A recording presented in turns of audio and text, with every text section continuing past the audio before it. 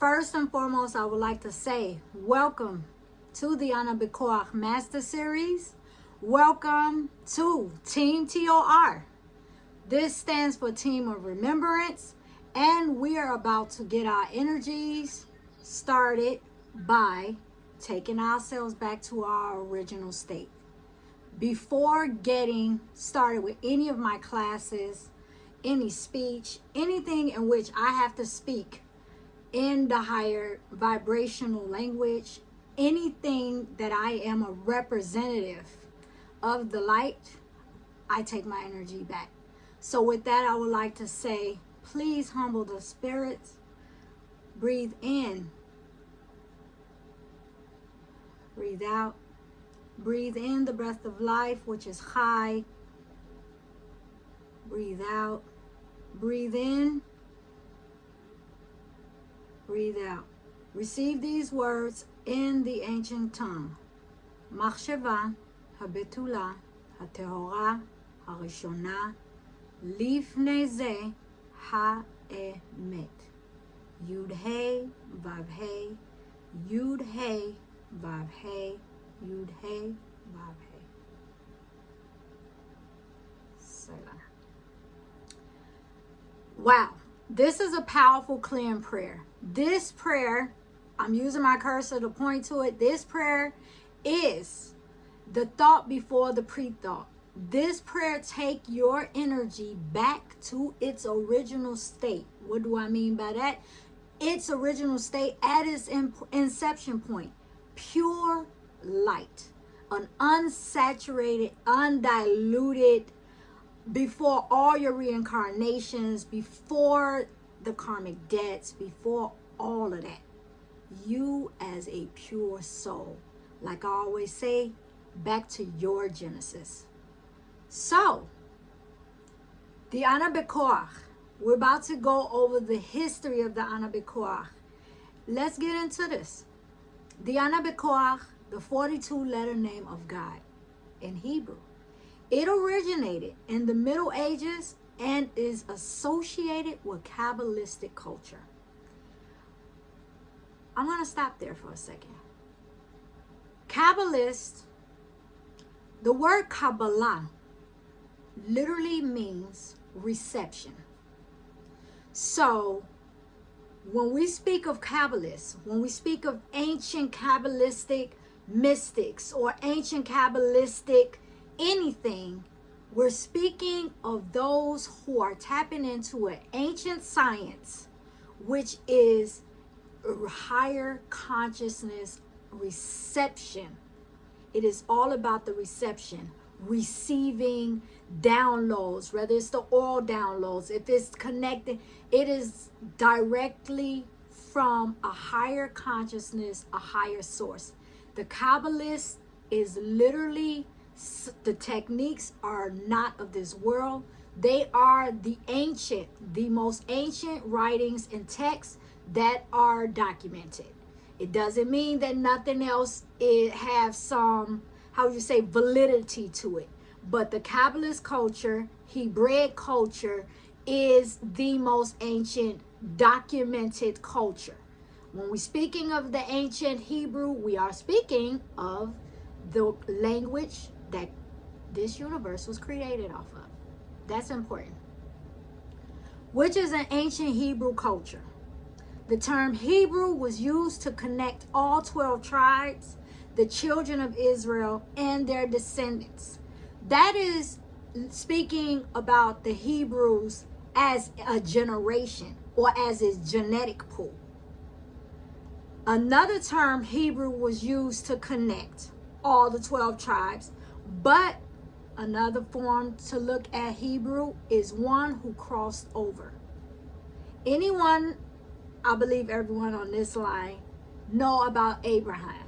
Abraham was named Abram. When he was visited by the angels, he was told to leave everything. Leave everything that he know. Leave everything, his consciousness, his home, his lower self. Leave it and cross over. By Abraham being obedient to the visitors, the angels, the heavenly realm. He crossed over to a higher consciousness. He allowed himself to be led by spirit and to evolve in that consciousness, thus got a new name, which they added the Ham. Avraham means the father of many nations. So the children of Israel and the descendants of Abraham, Isaac, and Jacob. Another meaning of the term is one who crossed over once again to a higher consciousness. What is Kabbalah? Kabbalah is the priceless heritage of Israel. It's a set esoteric teachings meant to explain the relationship between the unchanging essence and eternal God, the mysterious Ein Sof. For those who do not know, Ein Sof is one of the names, the higher names that you can call God. You got I am that I am. Ein Sof literally means never ending source. Between the unchanging essence and eternal God, the mysterious Ein Sof. This is very important because you should hear these. If those who meditate with shaman, he used this name a lot in meditations, in these prayers. So you will be aware of what you're hearing unconsciously or consciously. The never-ending source. The Kabbalah has always been essentially an oral tradition. It appeared in the 12th and following centuries. It was known by scholars that there will come a time when we will lose our spirituality, which is real. We lost it. We lost connection to source. We lost the simple connection to source. Not religions, not ancient texts, the simple connection to source. Because one of the main parts to being connected to source is the unity consciousness, is the awareness that he lives. We lost it. In ancient times, we were always needed a priest, a prophet, to be a conduit to connect us to the light of God. After Yeshua sacrificed himself, we no longer need a conduit or a connector. Yes, it is important that those who have been blessed and chosen, they will help lead the people. They will help us understand and go within. So you have the sound practitioners and you have the shamans, but you don't need them. They're here to assist you to go within, but you don't need them. And that's a part that we have to understand. In ancient times, the light of God was in places, objects, and after a while it became in a selected few, a man of God, a priest. Remember, Moses saw the burning bush. That was the light of God external of us. Now we have the light of God within us, and it is each and every last one of our duty to unlock that within us. No one can do that for us. Because even a shaman, even the sound practitioner, they can help you connect with yourself. They can help center you. But the work essentially is yours, your responsibility. This is known as the Christ consciousness.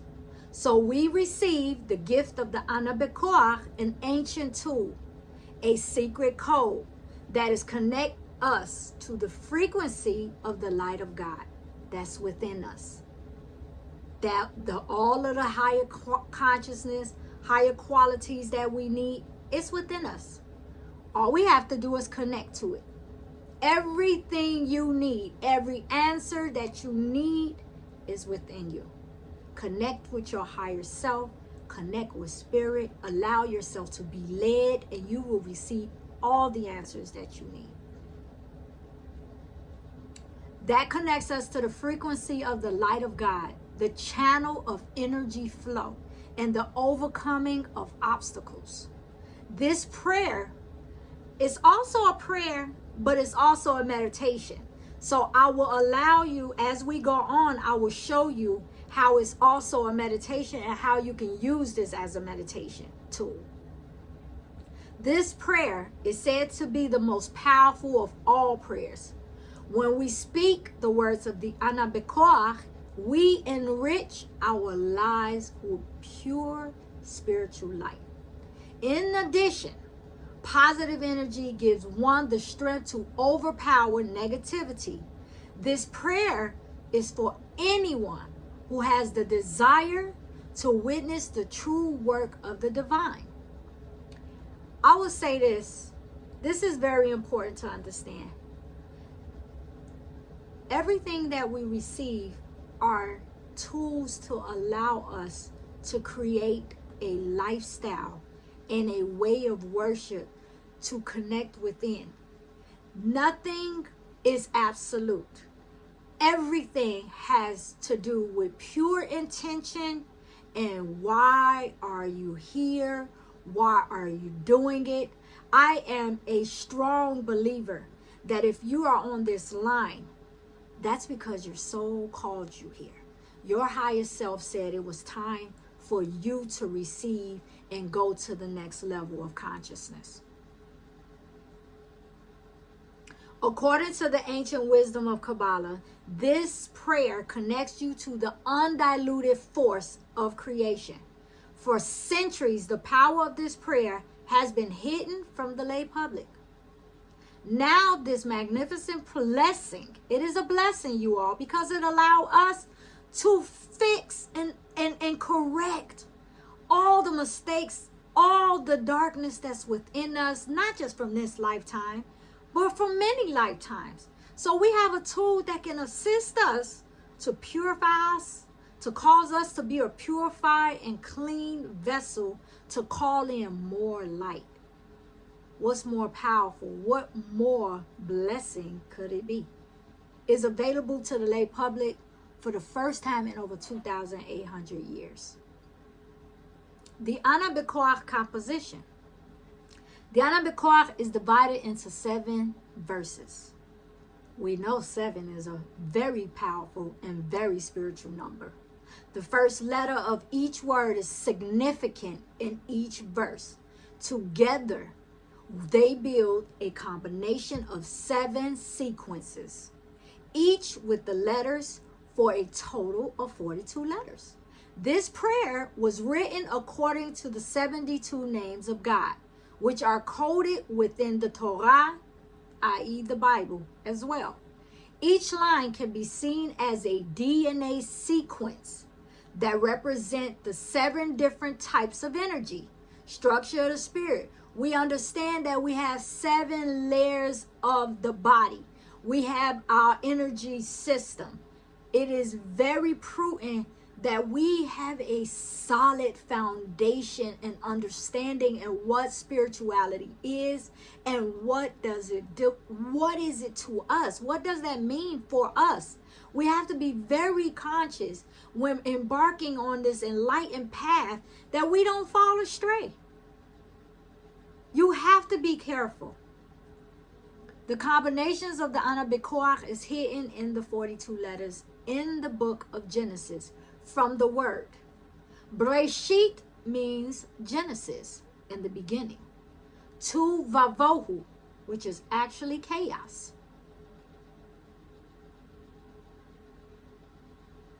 The significance of the number 7. Why is the number 7 called the number of God? The number 7 is a holy number that often represents the completion or drive of fulfillment, divine fulfillment. When we read through the Old and the New Testament, we can see God using numbers to bring about his kingdom. Let's not forget, what is one of the first things that we all notice when going through the awakening phases? We start to see numbers. The heavenly realms use numbers, letters, sequences, geometric shapes to connect with us. So numbers are very powerful. The 7 sentences correspond to the 7 days of creation. We know that he created this universe within 6 days. Let's have this quick conversation about the 6 days. We know that a day in the name of the Creator, in the eyes of the Creator, is an eon, 1,000 years. So when we say 6 days, it wasn't quite 6 days as we modern society consider 6 days. That's just note to self. But it was 6 days, and on the 7th day of creation, he rested. We have 7 days of the week. They are powerful 7 days. You allow yourself to work within the energy of the 7. You work during those 6 days a week, or 5 days a week for some of us.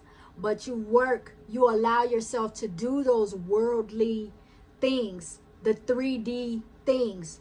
The 7th day, when you say the 7th day is for rest, it is a day for adornment.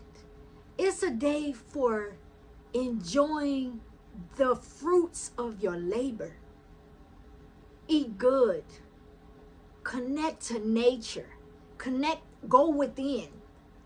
I suggest everybody meditate on Saturdays if you don't meditate all week, because that's a day that you just allow your energy to replenish itself to get ready for the next week. That's what that day is for. Enjoy your family. Enjoy nature. Be grateful for the sun. Be grateful for the sky. Be grateful for the plants and the fruits and the herbs. It is a beautiful experience when you work within the cycles of time. 7 specific angels that you will call each day while reciting this prayer. It gets a little deeper than that, but that's later on in the Master Series. 7 heavenly bodies. Okay. It is known that the Mayans and the Dogon people, our ancient civilizations who really dove into the astrology, astronomy, those are modern society words. We're trying to use celestial science. We're trying to use sacred geometry. We understand that astronomy, all those things, we are in the process of birthing new names for them and taking them back to their ancient energy. But we do know that the Mayans and the Dogon people were able to literally see 7 planets with the naked eye. So for them, it was 7 planets. The sun, the moon, Venus, Jupiter, Mars, Mercury, and Saturn. Now, it's very important to state that these particular 7 planetary alignments are very prudent to your birth chart, your natal chart. So even though it's 12 signs, or 12 planets and 12 signs, it is very important, these first 7. So it's very interesting. We can't forget that according to today in modern society, with the technology of modern society, now they were able to find an extra 4. That's why we know it to be 12 planets. The representation of the coded letters that I will teach you are the 7 pillars out the Sefirot of the Tree of Life. The 7 pillars are energy systems. The Tree of Life is so expansive. To try to really delve into, even I will touch on the Tree of Life here and there in this Master Series, but to truly understand the Tree of Life is literally breaking down and trying to understand the universe in its totality. And not just our universe. Trying to understand the inner makings of the energy of God. That's how powerful the Tree of Life is. For those who know, the Tree of Life sits at the heart of the flower of life. So here are the 10 spheres that works, the 7 spheres that works in the Tree of Life. There are known to be 10. You will see this on the graph. But we teach throughout the Beco'ach, we are very focused on these 7. These 7 are the attributes and the energies that we work within, calling the Beco'ach. The first energy that you will work within is grace. That is literally the energy in which you will call on the first line of the Beco'ach. The second line of the Beco'ach is Gvura, which is courage. The third line of the Beco'ach is Tiferet, which is glory. The fourth line is Netzach, which is eternity. The fifth line is Hod, which is majesty. The sixth line is Yesod, which is essence, foundation. And Malchut, which is kingship. What are the Sefirot? The Sefirot are 10 globes of luminous splendor, energies arranged in 3 vertical columns and connected by 22 Hebrew letters or pathways. They're like, to try to truly understand it, they're like veins. But these pathways are so powerful. It's so much energy, and it's the inner making of creation. Each one of these is assigned a number 1 through 10. The columns are said to represent wisdom, strength, and beauty, which from the triune support of the universe. 3 is 1, which is reference to the Trinity. It is written that the foundation of all things is in the tree of life. Here's the tree of life. This is an example in English. This is an example in Hebrew. Modern society added an 11th sphere. That is wisdom. Wisdom is something that we are all constantly working towards. Spirituality and knowledge is what we're calling on. Higher consciousness is what we're calling on. But wisdom, like King Energy will always state, that wisdom is applying the knowledge, the downloads, the higher consciousness that you receive. The tree of life is read from right to left. This is how the columns work, from right to left. As you can see, it starts from an Aleph, and then it goes into a Beit, and then it goes down to a Gimel. It is all divinely connected. It's one of those things that, like a lot of things, we just really won't understand until it's like understanding source. That's why it's so prudent that we tap into ourselves and connect to our higher guides and our higher selves, so they can assist us in understanding not all, but the most important things that we need to know for this lifetime, for this reincarnation, in order to be led, in order to be in our higher selves and be on the path to ascension. Because that's all we're here for as humans, spirits having a human experience. We are literally here just to ascend.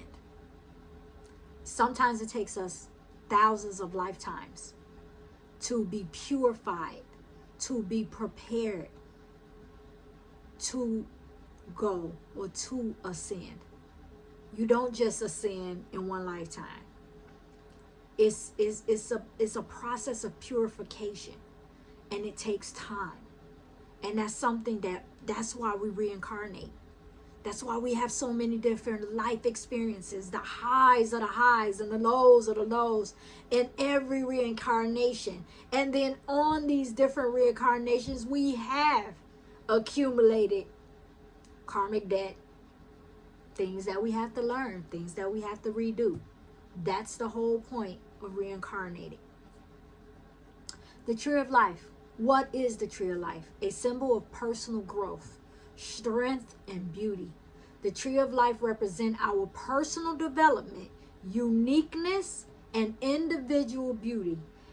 Just as the branches of a tree strengthens, grows, so can we. I just want to share one thing with you all tonight. I thought about it, and I was talking to a friend, and I said,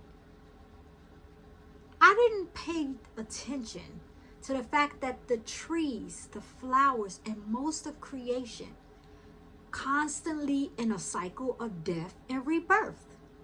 Which means right now we are witnessing how the tree just 3 or 4 weeks ago was completely green, full and plush. Now they change colors. Now their leaves are drying up and they're dying slowly but surely. But the tree still stands. The tree knows who he is. The tree knows his purpose. The tree continue to do what it's supposed to do. Its roots are firmly planted, and they go through the cycles of death and rebirth as they're supposed to. They don't worry about, oh, I wonder if the leaves gonna come back this year. They're not worried about that. So we have to go back to our original state. Go back to that energy in which we're not stressed about everything that's around us. We're not worried about every little details that happen to us. We're more focused and concerned about just being a conduit of light, being who you're supposed to be. That's why you're here. Just be. Live out your life with full balance between the physical and the spiritual. That's why you're here, to get this experience. Each week, we will go over these words in depth to strengthen and grow our inner beauty. Because as you purify your soul, as you purify this physical vessel, you illuminate. You become illumined. You glow from within. What's on the inside be on the outside. Also, another representation of the Beco'ach is the 7-leaf lamp menorah. It was said that King David meditated to this prayer for hours before entering to battle. The 7 lamps allude to the branches of the human knowledge. Once again, there go that number 7. The Kabbalists explain that the combination of the letters takes us back to the time of creation, our original state. An inner meditation on the sequence letters, we return to a pure energy state that built this world. He said, let there be light. So if you are made in his image, you are light. So it's prudent to represent what? The light. These 42 letters are associated with the 42 stages in the process of our spiritual development. These are the secrets of the 42 places mentioned in the Torah, Bible, where the nation of Israel camped for 40 years in Sinai, desert before entering the Holy Land. Now, me and King Energy spoke on this yesterday on a live. When we speak of purification, this is a powerful tool. This is going to cause you to face some of those shadows. Because as you put in the light in the body, because on the 3rd class, you will put the light directly in the body. You'll be directed to put the light directly in your body. You will start putting more light. You're going to feed your soul. You're going to feed this vessel with more light. But what it's going to do is going to illumine the darkness. So whatever agitation, petty thoughts, energies that no longer serve you, it's going to make it come up to the surface. Thus, you will be faced to do shadow work. Face the darkness within. Be honest, confront it, and release it. That's the way you become the light. So, they took 40 years. It took them 40 years in Sinai to purify themselves, to detox themselves, because they was, after 400 years of being in a lost state, in a low vibration, a lower consciousness. We have to be real with ourselves. If it took you 30 years, 40 years to be in a lower vibration, being in a state, in a sleep state, some people, without pure intention to evolve, without pure intention to purify themselves, it may take them twice as long to purify themselves, to go through a full awakening state, if they do it in this lifetime. So it took the children of Israel 40 years in the desert in Sinai to go through the process of purification and detox spiritually, to be able to enter into the Holy Land, to be, how would you say, holy enough, purified enough, higher conscious enough to enter the land. In fact, each column in the Torah scroll contains 42 lines. These 42 words and a total of 175 letters, corresponding to the 175 years Abraham, the father of many nations, Christianity, Judaism, and Islam.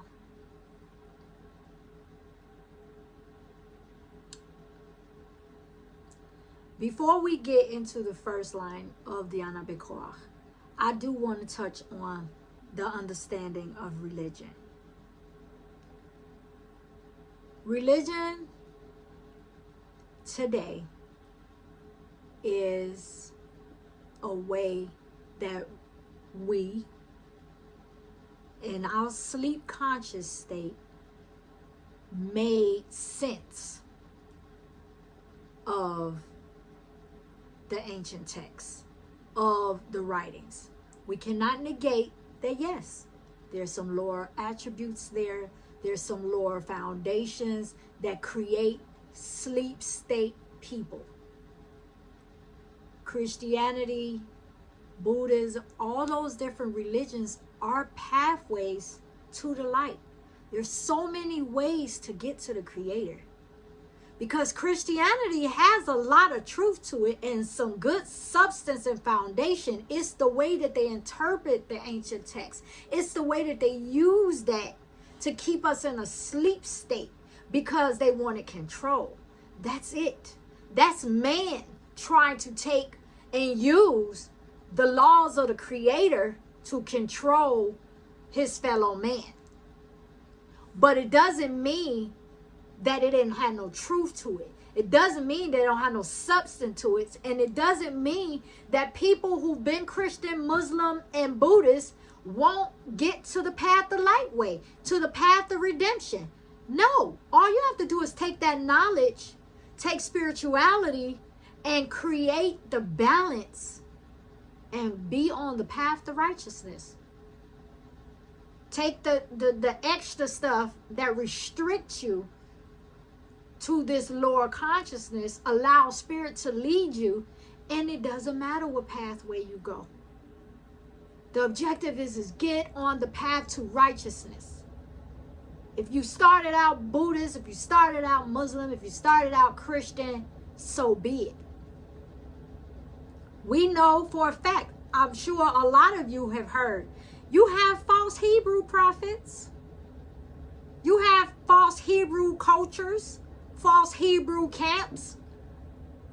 But again, all these different things are balance of the light and the dark. There is polarity on this earth. That is part of who we are in this human experience. We are not here to judge.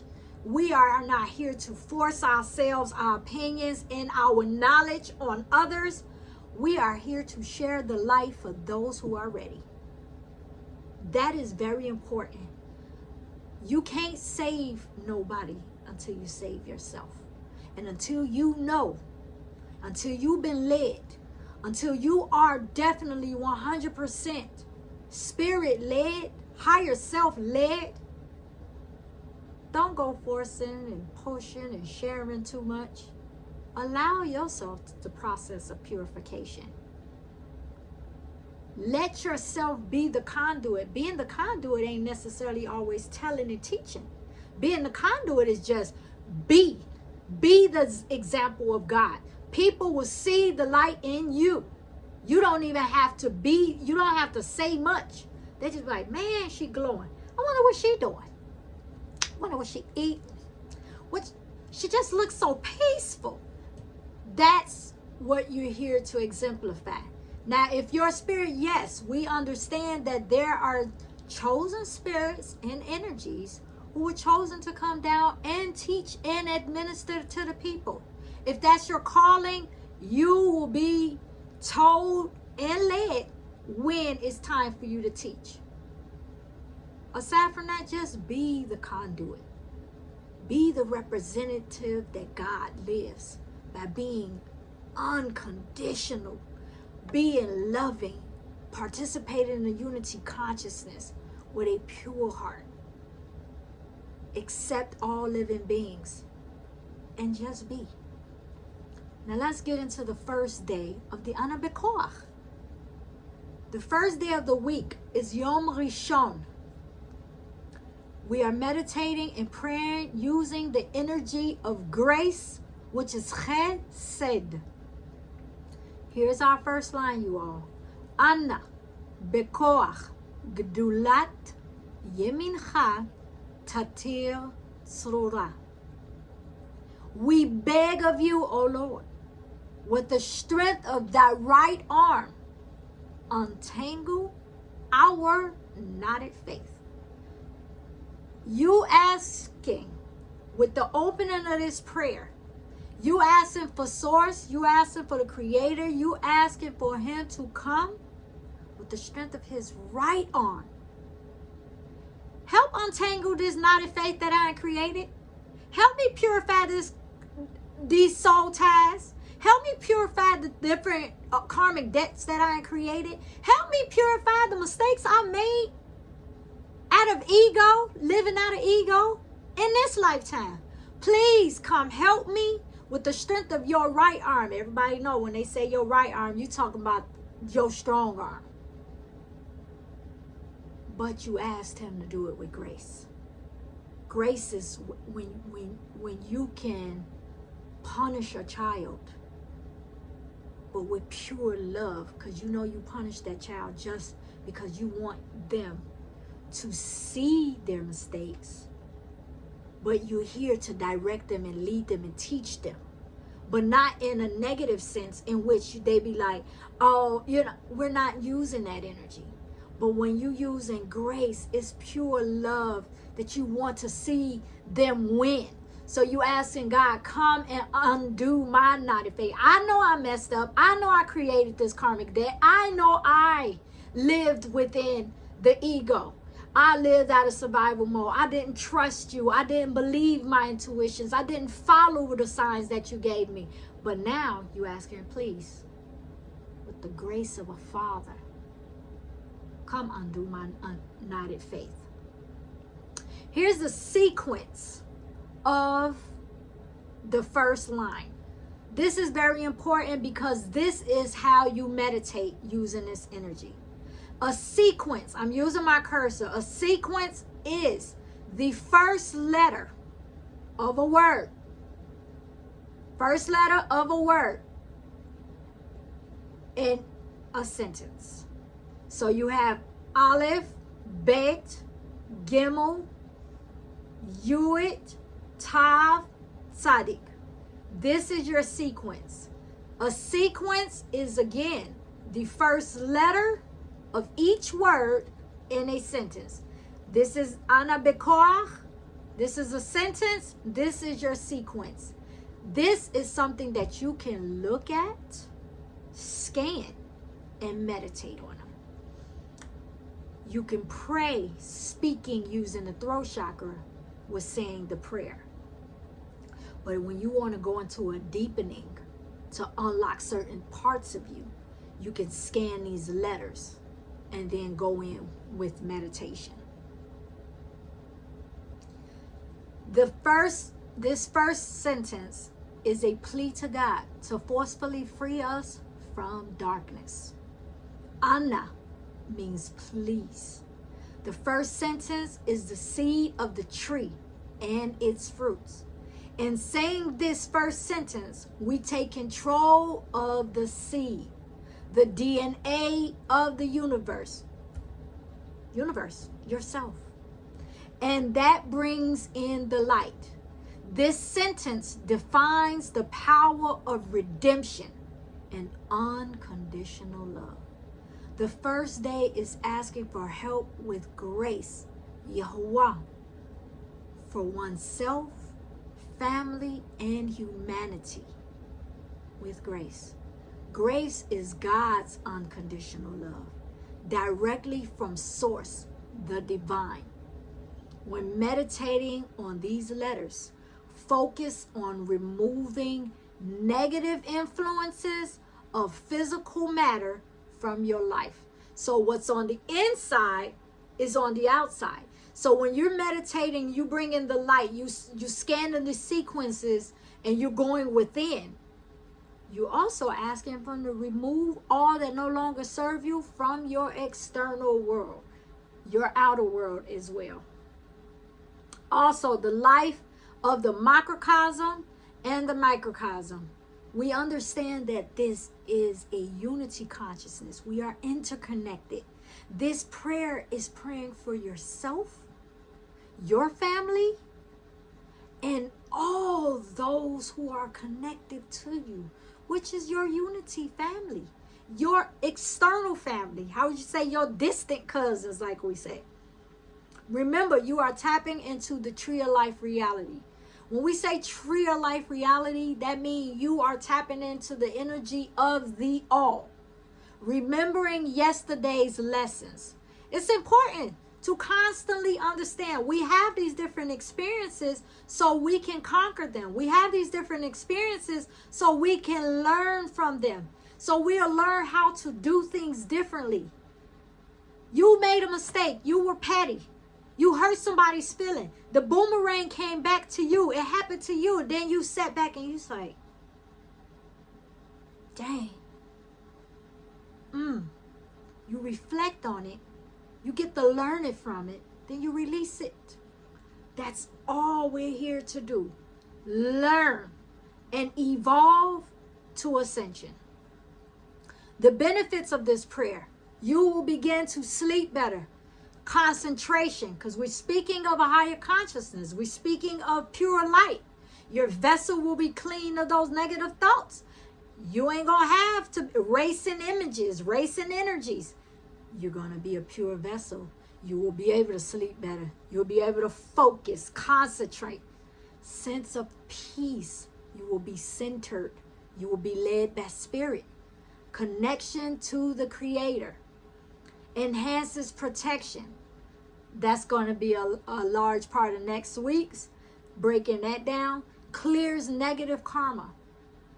We understand that the more we do work on this physical plane, the more that we do work in this body, a lot of us are here breaking. We are the ones that's chosen to break generational curses. Understand, I'm going to give y'all a small tip about the ego. The ego lives in the blood. Blood holds is DNA. DNA holds memory, which means as you walking with the DNA, you have the DNA of your ancestors. You have a lot of the thoughts of your ancestors, a lot of the mistakes of your ancestors, some of the habits of your ancestors. That's why you will hear somebody have, oh man, that whole family they got an alcoholic problem, or that whole family it's just been one uncle after the other, because DNA holds memory. The ego is the blood. So once we purify the ego and we purify the blood with light consciousness, God consciousness, then you will heal who? Your ancestors as well. Because you're purifying that blood state. That stops here. That's when you come and say, this stops here. I take control of this vessel. I purify this vessel from now on and to the legacies for the next generations to come. We will no longer have that karmic debt. We're breaking generational curses. That's how important it is.